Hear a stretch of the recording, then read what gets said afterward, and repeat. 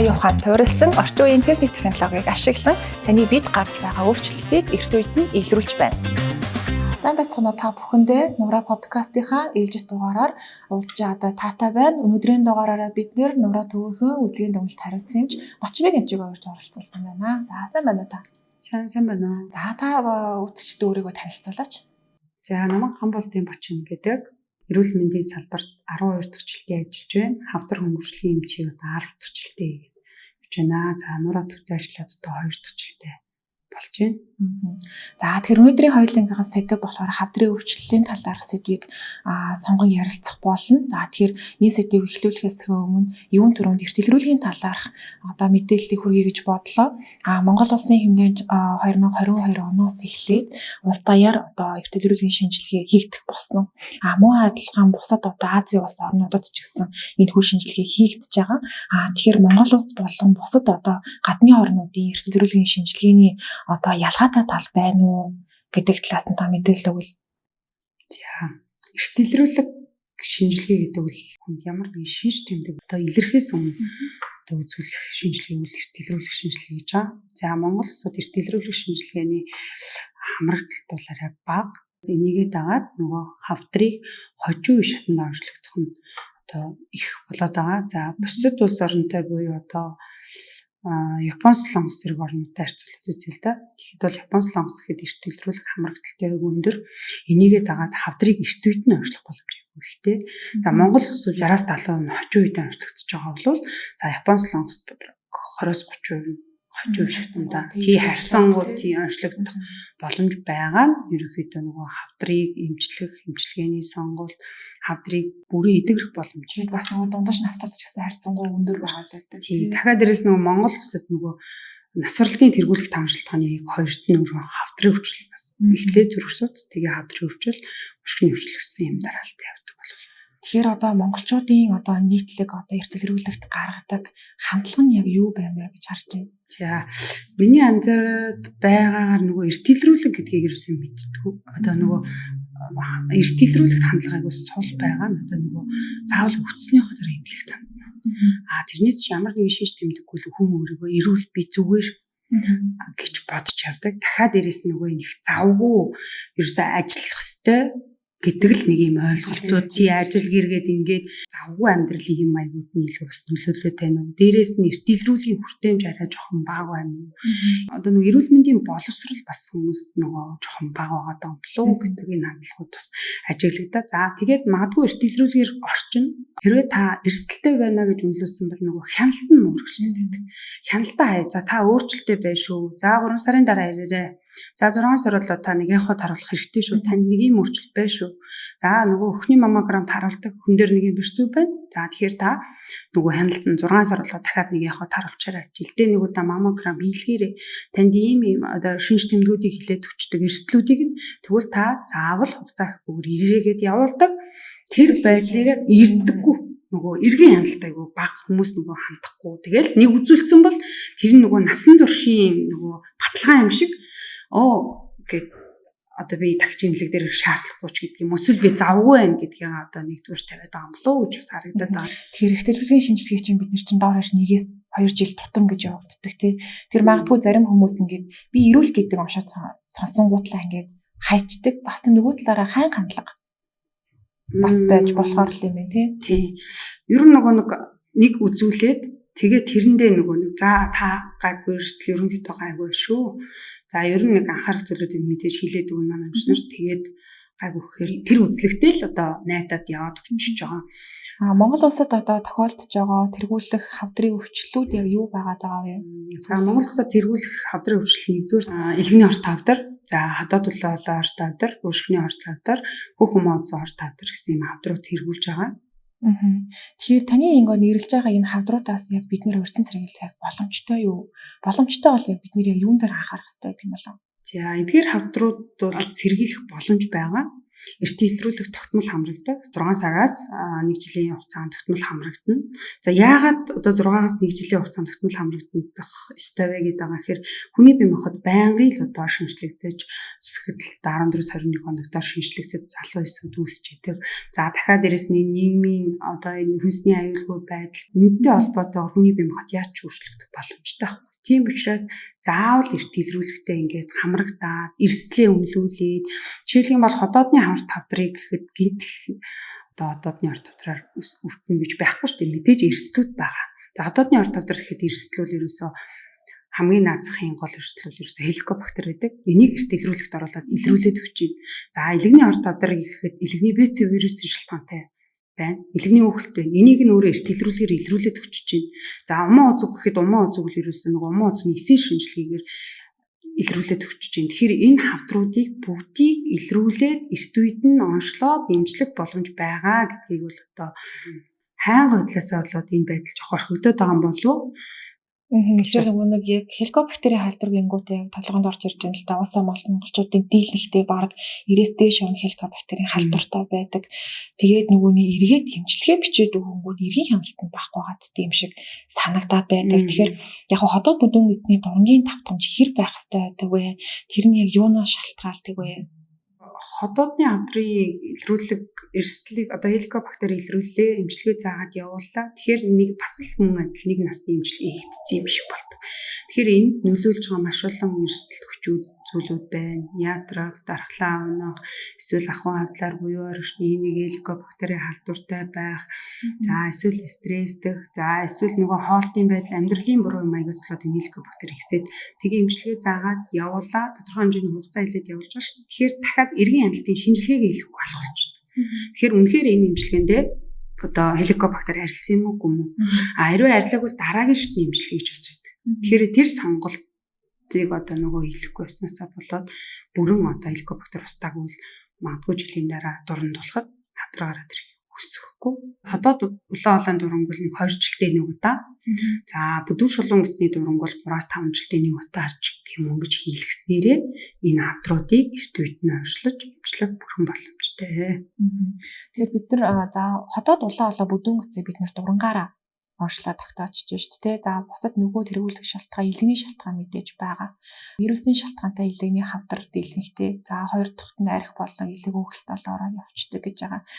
Миний анзаарснаар л вирусын илрүүлэх шинжилгээнд хүмүүс нэг мэдээд идэггүй. Одоо жишээ нь 30-тай 40-тай үйлчлүүлэгч нар орж ирэхээр вирустэй эсгээ мэддэггүй, үзүүлж байгаагүй ч юм уу. Эсвэл нөгөө талаараа нөгөө вирустэй хэрний хяндаггүй ч юм уу тийм хүмүүс байгаад идэв шүү дээ. Тэгэхээр тэтгэр хүмүүс хяналтыг яаж хийх ёстой юм болоо. Манай нурат бол илэгний БЦ вирусыг илрүүлж байна. За тэгээд хэрвээ БЦ вирустэй гараад ирэх юм бол тухайн нэг нөгөө вирусын идэвхжлэлийг тоолох шинжилгээнд хамрагдах хэрэгтэй. За тэгээд мэдээж чүгчл байх юм бол цогт төвшний одоо дараагийн шийдэл эмнэлэгтний илгээж эмчилгээ буюу илэгний эмчийн хяналтанд, гептолог эмчийн хяналтанд орж цаашлаад одоо шидэлсэн эмчилгээний хяналтуудаа өргөжлүүлж явуулснараа тухайн нэг нөгөө хүндрэхгүй байх боломж, мөн хавдарч шилжихгүй байх боломжийг юмс бүртгүүлэх боломж. Бид нар ерөнхийдөө хавдрыг эрт илрүүлснээрээ биднэрт ямар давуу тал байгаа вэ? За эрт илрүүлснээр бол маш олон давуу талуудтай. Эрт илрүүлж чадах юм бол хавдрын нөгөө эмчилгээний боломжууд их, амьдралын одоо чанарт аягүй сайн эргээр нөлөөлдөг. За санхүүгийн хувьд гэхэд бага зардлаар хурдан эдгэрэх бүрэн боломжтой. За эсрэгээрээ хожуу шатандаа онцлогдох нь одоо амьдралын чанарт муугаар нөлөөлж байна. Онцлогдсноос хойш жилийн дотор насрал гараад байгаа 80%. Тэгэхээр энэ бол айгүй мэдэлтэй. Эрт үед нь онцлж чадах юм бол амьдралын чанар сайжраад амьдрах хугацаа уртсан. Тадрын нас баралт ингээд тэрүүл 3 шалтгааныхаа нэг болоод явчихж байна гэдэг нь хожуу онцлогдож байгаа байдал манай монголчууд илүү байгаа тийм. Тэгэхээр яагаад яг хожуу онцлогдоод байгаад байгаа? Эрүүл мэндийн боловсрал ба эмнэлэгт хандлах одоо хүчнийхоо дараа гэдэг нь одоо хожуу үед онцлогдох шалтгаан харагдаад байна гэж байна. Тэгэхээр ерөнхийдөө хүмүүс хавдар удамшдаггүй удраг аль ярьдаг шүү дээ. Тэгэхээр ингийн харахаар яг хавдрын өгүүлэмжтэй, хавдрын удамшилтай хүмүүс маань илүү хяналтыг ойрхон хийх ёстой гэж үздэг шүү дээ. Олон төрлийн хавдрууд байгаагийн тодорхой хэмжээний хавдрууд удамшдаг. За энэний нэг бол одоо жишээлх юм бол бүдүүн шулуун гэсний хавдар. Одоо удамших хандлагатай байдаг. одоо дулаалаа авдраг гэд. Тэгэхээр энд нөгөө нэг төрөний төрцөнчлэн хэрвээ удамшлын цэцэн төрлийн ах トゥ нар хин нэгэн хадраар өвдөжсэн насваржсэн ийм одоо өвчний түүх байгаа бол нөгөө дэлгэрүүлэгт тогтмол хамрагдах. За тэгээд нөгөө одоо дулаалаа дүрэн болон бүдүүн шулуун гэсний дуранд хяналтын одоо хугацаанд тогтмол хамрагдаж чадах юм бол энийг удамшлын анамнез байгаач эрт үед нь оншилж хэмжлэх боломж бас бүртнэ гэж. Тэгэхээр эргээл нөгөө ярих механизмтайгаа адилхан эртэлүүлэг рүүгээ л эргээд нэг холборч ороод байгаа. Би бол нөгөө хавдрын эмч ингээд 10 жил хийх явцад ингээд дандаа нөгөө хожуу үед онцлогддог.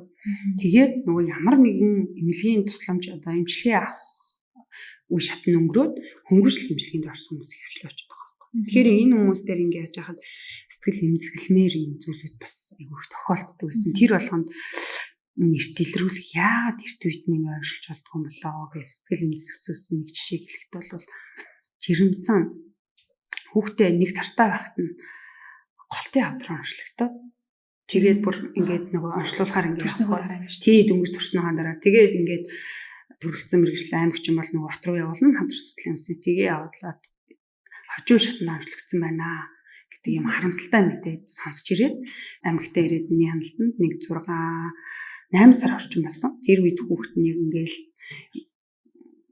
эцсийн зөвхөн өвчин намдаах юмэр те зөвхөн шинж тэмдгийн имчилгээгээр ингээд харгацаад чад дөнгөж хоолнд ч орж амжааг байхад тэр эмэгтэй ертөнцийн хүмүүсийг үтсэн гэдэг амар хавдрын эмч хүний ээж хүний амар тий амар хүнд мэдрэмжийг авч исэн. Тэгээд нөгөө хавдрын эмчнэрт энэ олон хүнд мэдрэмжүүдийг ингээд энэ зөвхөн нэг жишээ л дээ ингээд зөндөө тохиолдсон аав. Тэгэхээр яагаад тэр дэлгэрүүлж болтгүй. Хүмүүс зарим үед бүр ингээд бахирмаар яагаад тэр дэлгэрүүлэх дээрээ орж болтгүй юм бэ? Та нар ингээл те хүмүүс ингээл машина нөгөө зуны тослохоо солино штэ. Өвлийн дугуй зуны дугуй солино штэ гэд байгаа шигэ эрт дэлгэрүүлэхийг нэг ингээд нэг амьдралдаа хэвшүүлээд өгөөч. Тий нэг ингээд жилдээ нэг удаа орох ёстой шүү.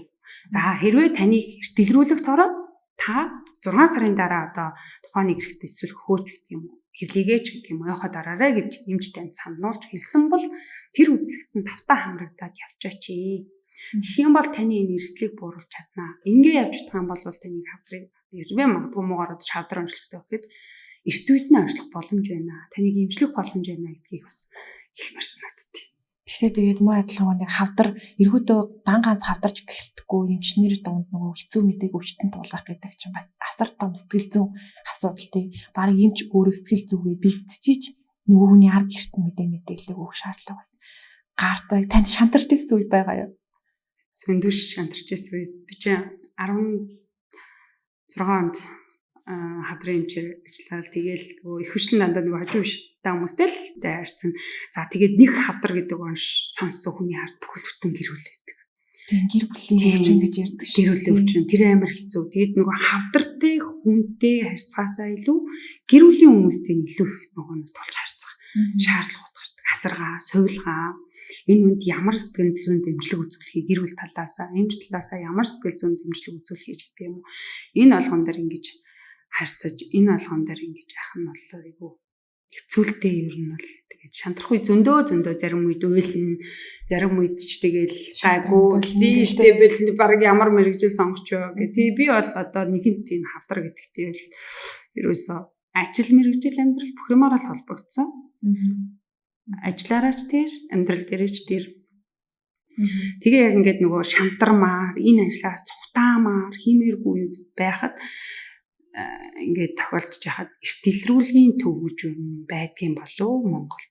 Тэгвэл нэг ийм төвд нэг ажиллаад үсэх юм. Хүмүүс ийм эрсдэл байгаа шүү гэдгийг бас нэг хэлчихвэл сүүлийн одоо 10 жил л тий хожуу шатндаа онцлогдох уу өндөр эрт үедээ онцлогдох уу бага байгааг дараагийн 10 жил харахтаа эрт дэлгэрүүлгийг үргэлжлүүлээд хүмүүсийн хандлагыг өөрчлөөд эрт дэлгэрүүлэх хандлага нэмэгдээд явчих юм бол энэ тоо зүйлийг дараагийн 10 жил эсрэгээр нэмэх боломж хараад байгаа хгүй. Одоо магадгүй эрт үед нь нэг 60-70% эрт үедээ онцлогддог эмчилгээний сонголтуудтай байгаа явуулч тээ.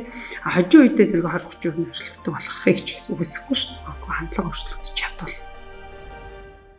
Яг нуураа төв хорт тавдар гэдэг зүйлийг онцлт юм уу тий. талаасаа тоног төхөөрөмж хэмэл гоёхоос өөрөөсөн гэдгээр илүү онцлог байгаад байдаг шүү дээ. Ер нь хор тавдар гэдэг онцлогийг бол нэг ямар нэгэн лабораторийн шинжилгээ багцын шинжилгээгээр бүрэн тавих боломжгүй л дээ. Хор тавдар гэдгийг эцсийн оншиг үл ер нь заавал эцсийн шинжилгээгээр л хор тавдар гэдэг оншиг тавьдаг. Нуураа төв бол ямар нэгэн хавдрыг эрт үед намжлах эрсдлийг илрүүлж үнэлж хяналтандаа авч хожуу үед нь илэрхээс л онцлогоос л бүр сэргийлэх үйл ажиллагаа явуулдаг. 41,000 гаруй хүмүүст эрт илрүүлгийн төсөлмж бичлэгээ үзүүлснээс 8,100 гаруй хүмүүс нь дараагийн оншилгоо буюу төрөлцсөн нарийн мэргэжлийн эмчилгээ рүү онцлогоож лавлгаачлал руу чиглүүлчихэд байна. За түүнээс нийт 52 үйлчлүүлэгч болон хоргүй хавдрын онцлогдож цохих шатны тусламж үйлчлэгээ эмчилгээ хяналтандаа ороод явж байгаа юм. Бас Монгол Улсын хавдрын төлөө манай төвийн хийсэн бас тодорхой хэмжээний чамгүй бас хувь нэмэр юм болов уу гэж миний хувьд харж байна. Танаас дүгнэлт авч байгаа үйлчлүүлэгч дундаас яг өнөөдрийн байдлаар би хавдар гэдэг аншийг сонсчоор хянуулаад явж байгаа тохиолдол байв нь.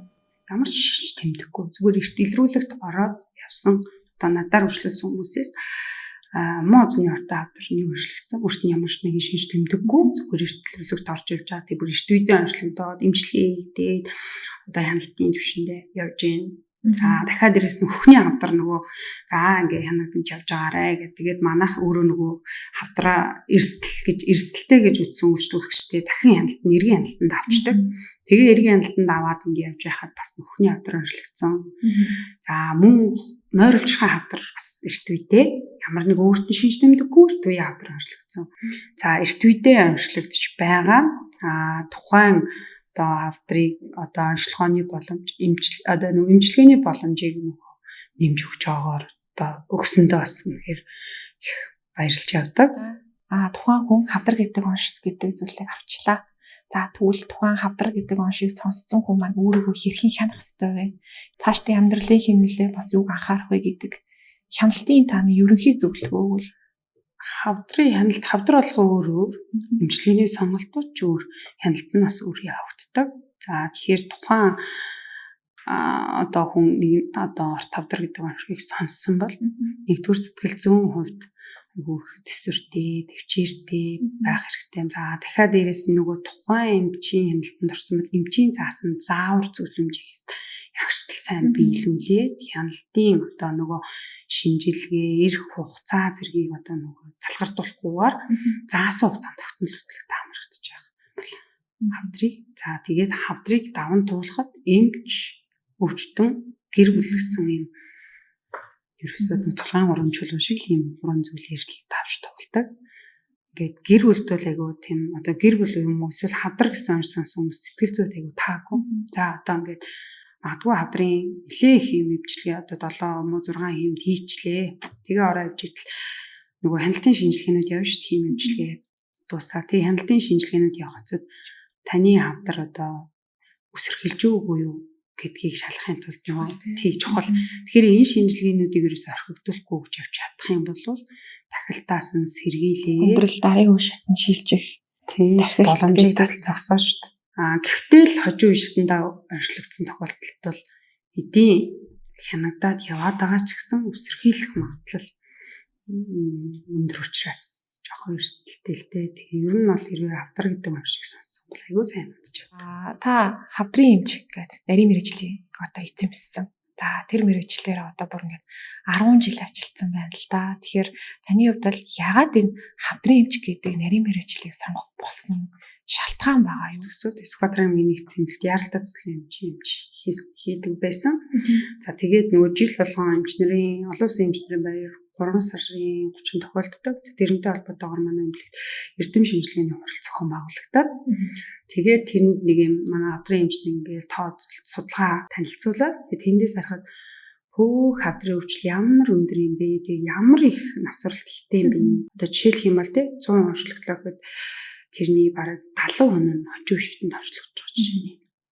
За тэгээд 70% онцлогдож байгаагийн бараг тэгээд бас нэг 50% нь тухайн жил хүрэхгүй хугацаанд танаас урж байгаа нь амар тийм хэцүү тоо.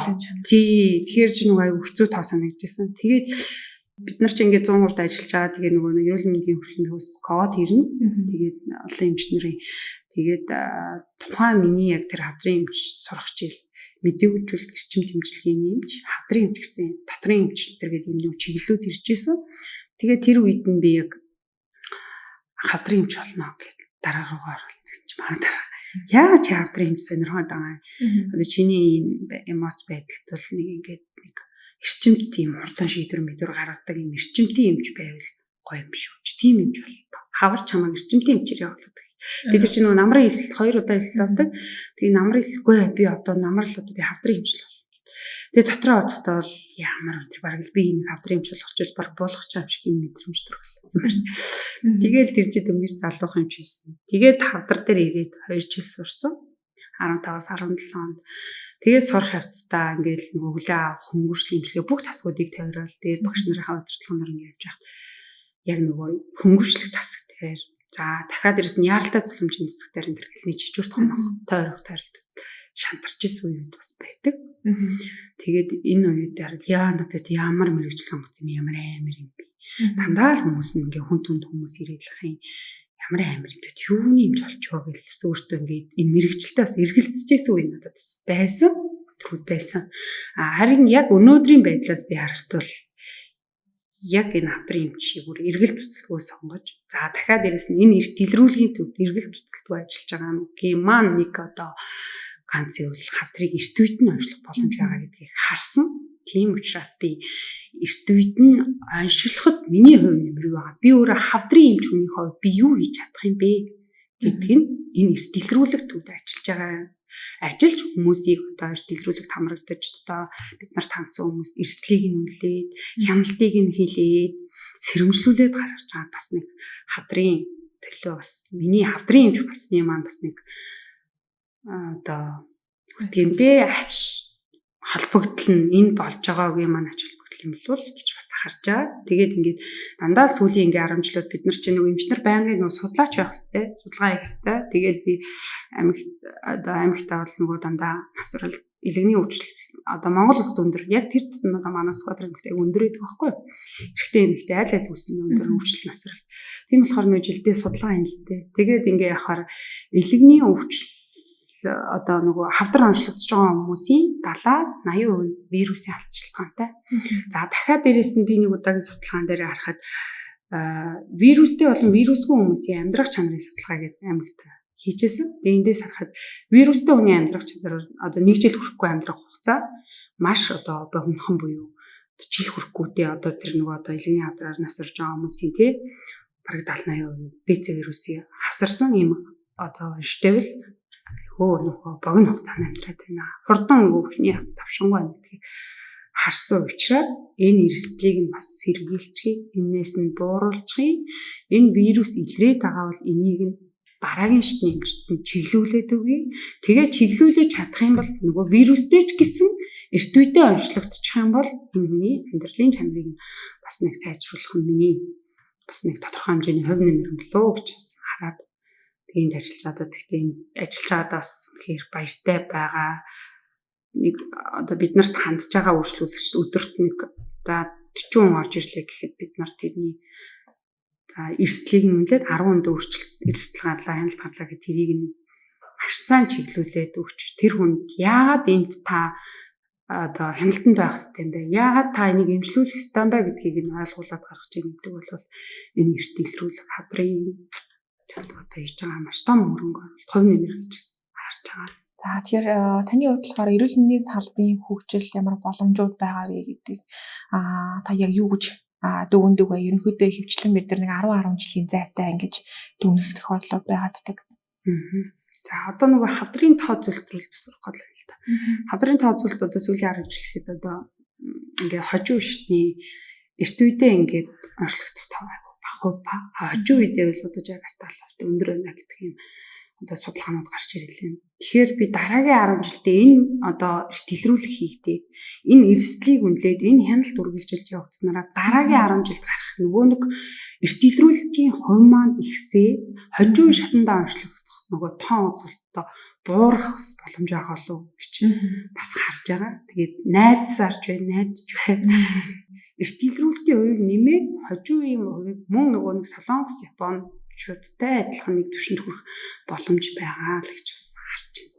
За тэгэхээр одоо энэ ярилцлагын төгсгөлд магадгүй миний асуугаагүй те та үзэгч сонсогчдоо хэлье гэж одоо ботсон уриалсан зүйл бол та хэлээд өгөөч. Одоо түрүү ингээд нөгөө ярилцлагын дурд гэх шиг ингээд тэргүүлж байгаа юм хавдрууд байна. Энэ хавдруудаас бүгднгээс нь эртэлрүүлэгт хамрагаснаар эрт үед нь оншилж, эмчилж, эрсдлийг буруулах боломж байгаа юм чинь одоо эртэлрүүлэг гэдгийг ерөөсө боломж гэж харах хэрэгтэй. Энэ бол илүү хайртай хүмүүстэй урт удаан амьдрах боломж, илүү хайртай дуртай мэрэгчлээ удаан хугацаагаар ажиллах боломж, гэр бүлтэй одоо үзүүлж болох хамгийн том боломж гэж харах хэрэгтэй эртэлрүүлэг. Тэгээд өвдснийхөө дараа эмнэлгийн хаалгыг татах биш. Өвдөхөөс өмнө эртэлрүүлэгт хамрагдаад сурчих юм бол энэ боломжуудыг бид нэг хийдэг боломж хинт ч байгаа. Энэ өвчнөр хинч өвдөж болно. Тэгэхээр өвдөж болох эрсдлүүд бүгд байгаа юм чинь энээс бас сэргийлэх боломж бид нарт байгаа л бас хэлмээр бай. Тэгээ эртэлрүүлэг үзлэгтээ одоо тогтмол хамрагдаж нэг удаагийн үзлэгээр одоо сэтгэл ханах биш. Дахиад дараагийн хяналт танд байгаа бол тэр хяналтанд нь хүртэл сайн явж хянуулж байгааг бас хүсэж байна. За бидний урилгын хүлээж авч оролцсон танд баярлалаа. За өнөөдрийн дугаараар бид Нураа төвийн үзлэгийн дүнэлт хариуцсан эмч Бачныг эмчтэй ярилцлаа. За дараагийн дугаараар уулзлаа. Баяртай.